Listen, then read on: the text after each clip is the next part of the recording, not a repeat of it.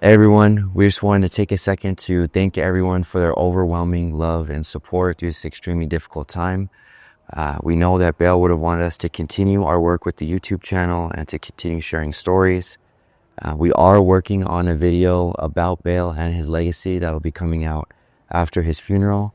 But we just wanted to take the time to thank all of you, and we hope you enjoy this video. Hi, my name's Mikey. I've been tattooing over 35 years now, and I'm from New Zealand originally. I started looking for an apprenticeship around early 90s, around 1990. But back then it was pretty hard to get into this industry. Most guys wouldn't teach you. It was kind of a closed industry back then. And where I'm from, there was only a couple of shops. So I just kept looking and eventually found a guy I could get an apprenticeship from. And I worked with him for a couple of years before I opened my own shop in New Zealand. After around 5-6 years, I moved to Australia, and I had a business there for over 25 years. And then I used to travel back and forth to Hawaii, working there and working in Australia. I used to go back every 6 months or so. And I lived in Hawaii for a few years, and now I've moved over to Albuquerque, and I'm working at Pura Vida Tattoo. I actually called Bale, the owner here of Pura Vida, and he'd never had anyone from New Zealand, so I came down and met him, and he pretty much offered me work straight away. And I've been coming back and forward from Hawaii ever since. Yeah.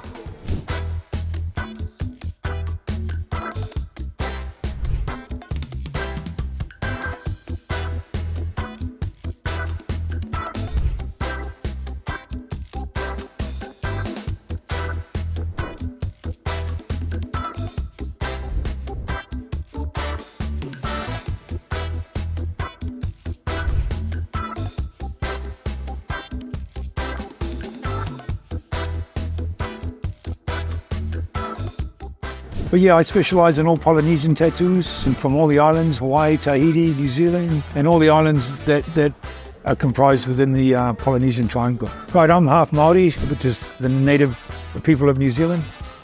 New Zealand, the Polynesians, we call Aotearoa, which is translated to the land of the long white cloud.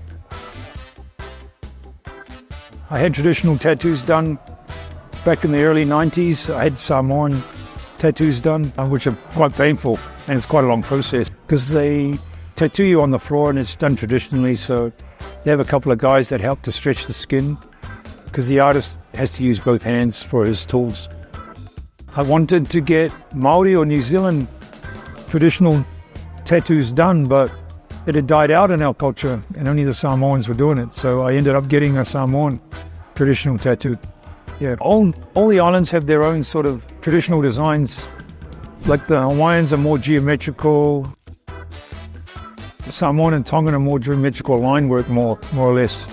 Whereas you see the Maori designs from New Zealand are more rounded type of designs. They're more of a flowing type of design, not sort of just all line work and straight lines. Whereas then you get the Tahitian and the Marquesian designs, which are more similar to South American or Mayan Aztec designs. So there's a bit of diversity and a bit of, different artwork from each island. So every tribe has their own designs depending on what area you come from.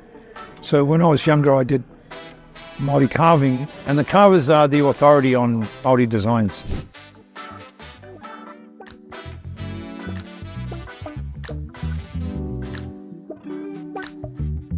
Every tribe in New Zealand, we have what's called a marae, and maraes have all our ancestors carved on the outside and on the inside. So any of those designs or photos of those designs can only be given to the people from that tribe.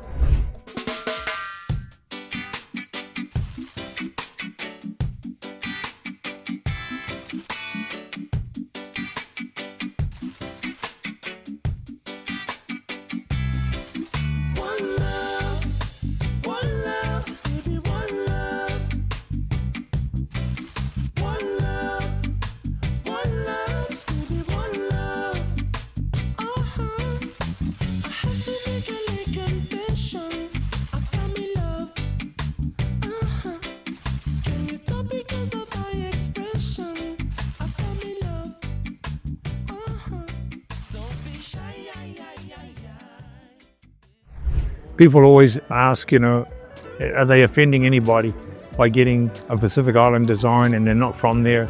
And really, I tell people that, people that are from our culture and don't really want people to get them, I tell them they should be proud that people want to wear our designs. So there are designs that we can do for them that don't correspond to our Australia designs yet. You have people getting Japanese full bodysuits and they're not Japanese. So what's the difference, Yeah, so I feel that people should be proud. Our people should be proud that people want to wear our artwork. Yeah.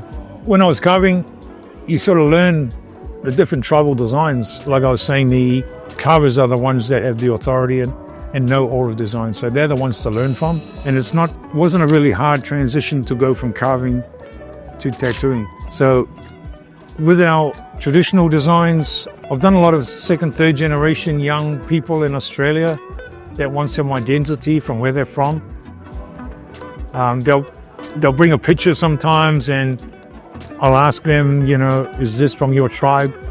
And some of them don't even know what tribe they're from because they're brought up in Australia. But they're actually from New Zealand. Their parents are from New Zealand, their grandparents, whatever. But I try to help them and educate them on what designs that they should be getting, because all our designs have meaning. So they want to have something that has meaning to them, whether it's from whatever tribe they're from, whether it's family members added into their designs, or their ancestry or where they come from and who their forefathers were. Is this a back piece, or where would this piece go? It was under here. Oh, wow. It was under here. Under the breast? Oh, you could do it on your back, but you want to do. Okay. She needs to fix her father, and that's her mother. There's a head, Manaya heads, like our carvings. See the dad? He has a tongue. The woman, they don't have the tongue. See, there's his eye, which is head. That's his nose, that's his mouth. Okay, I see it now.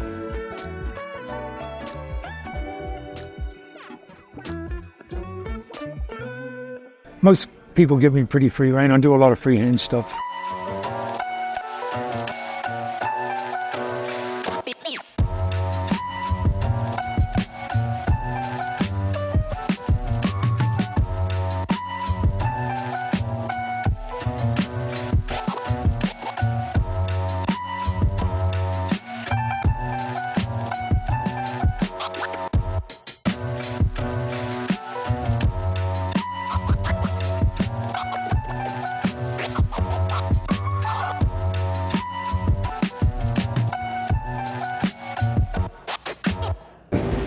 Yeah, so it started off as a memorial piece for my mom and my dad, which they're represented right here, these people right here.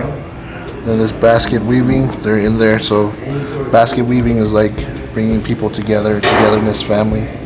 People, shark's teeth, spearheads, like that, all represent protection for protection and stuff. So pretty much just an homage or representing my parents and, togetherness, family, people. We use the word tamoko for tattooing. The word tattooing is tamoko. So people get it confused. Tamoko for a face tattoo. Tamoko just means tattoos. Tattoo. Mataora is the man's full face tattoo, and the chin is mokokawai for the woman. So where did the practice of tattooing your face originally come from? Eventually comes from one of our legends, eh? Tamoko was brought from the underworld by a chief called Mataora. Yeah. There you are. You read up on that. That's all we call it, the man's face tattoo, Mataora. Named after that chief. It's a legend. History legend. So how does the legend go? Oh, you got to read all it. Like, run up? Well, yeah, but it's too fucking long. You can't condense it? Oh. Okay.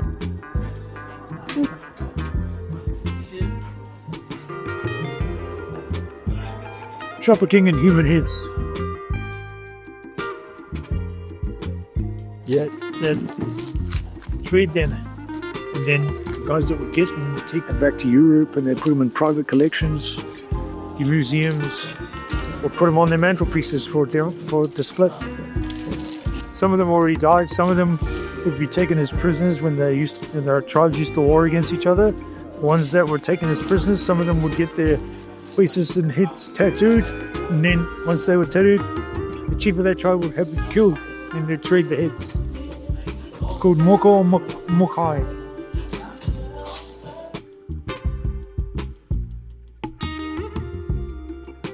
I enjoy coming here to Albuquerque. That's why I keep coming back, and hopefully I get some more people that want to get some Polynesian work done. I'm here to build. Yeah. If they want to come in, yeah. And